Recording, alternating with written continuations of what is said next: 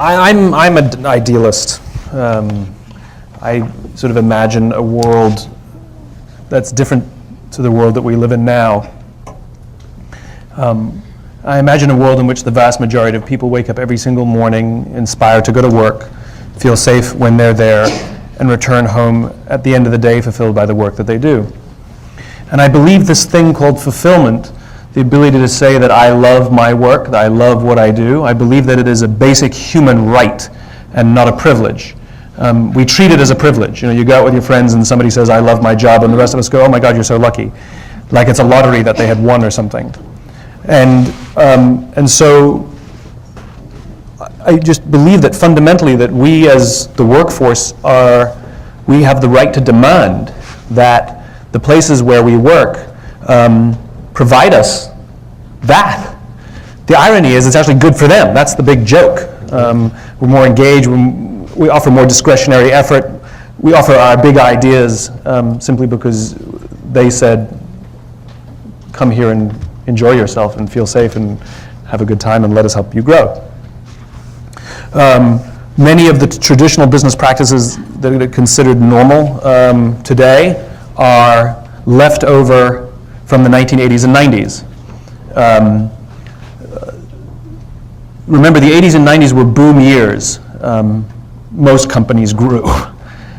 It was a time of relative peace, and it was a kinder, gentler Cold War. We weren't practicing hiding under our desks in school. And a lot of the business philosophies that were being espoused and proposed were for those times. So the concept of shareholder supremacy, for example, was a theory proposed from Harvard in the late 1970s, just a theory. The concept of using mass layoffs to balance the books was a practice that did not exist in the United States prior to the 1980s. Did not exist, right? The concepts of rank and yank, where you stack your employees based on the performance and their contribution to the stock price. You promote the top 10% and fire the bottom 10%, and you create an environment in which people compete against each other inside the company, right? By the way, that's what dictators do. You keep the people divided and you stay in power because dictators fear the people, right? It's the same thing. These are all fantastically good theories for boom years and for the short term. We also dismantled Glass-Steagall in this time period. It's not a Republican or Democrat thing because you had Republican and Democrat president over this period.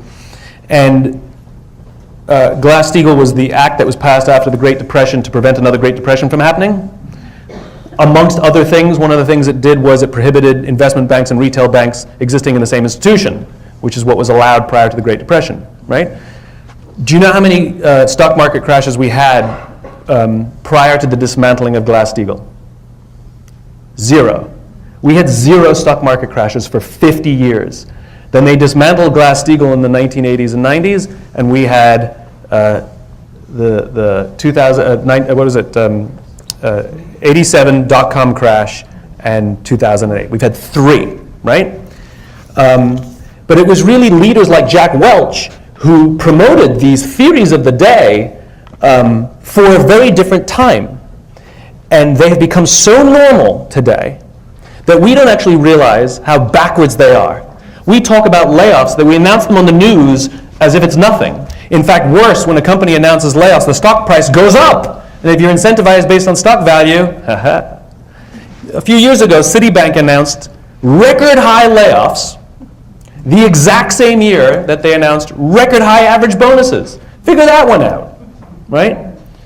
And the point is these systems, though they may be normal, are wrong and broken and go completely contrary to the basic human right that we all are entitled. And by the way, GE needed a $300 billion bailout in 2008 because the theories that they espouse are not good for the long term, they are good for the short term. So for me, to meet a company like NextJump, a company that when they talk about growth, they mean their people, not their bottom line. And a company that understands, though money is important, it is the fuel for the organization. Of course money is important, because the more money you have, the more fuel you have to make the organization run. It's not a hippie commune. But the point is that people come before money. I sit in the audiences of lots of corporate events. I've never met a CEO on the planet that doesn't believe people are important. The problem is the decisions they make would be contrary to the things they say. They stand there with their list of priorities, and it says, number 1 priority, growth. Number 2 priority, shareholder value. Number 3 priority, customer. Number 4 priority, employee. See, our people are important. Number 4. Even when they say customer first, that means your employee is at least number 2. Right? And the irony is, when you take care of your employees take care of your customers, and your customers take care of your shareholders. And the big joke is that the numbers prove it. The numbers prove it. You look at people-focused companies, they outperform numbers-focused companies over the long term dramatically. GE versus Costco. Costco, year after year after year, criticized by Wall Street for having a flat stock price. But if you compare the price of Costco's stock to GE over the course of the past 30 years, you'll see that GE made 600% of its money when the same year that, if you invested the year that Costco went public. What did I say, 600%? S&P 500, 600%. Costco, 1,200%. Double, 2x! It's good for the shareholder. I can no longer be accused of being a crazy idealist if what I imagine exists in reality. That's why companies like this are very, very important for us to study. Do they have everything right? Of course not. Are they trending in the right direction? Absolutely.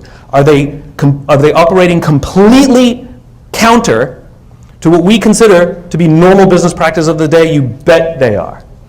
And here's the best part. Their numbers prove it. So for all the cynics out there who believe that numbers matter, numbers come first, and performance comes before people, guess what? They outperform their competitors year after year after year. They surprise even themselves. Study that book and study this company. Because mark my words, if we have anything to do with it, in 10 or 20 years we will completely undo all the nonsense that bastards like Jack Welch promoted in the 80s and 90s. Is that enough? Okay.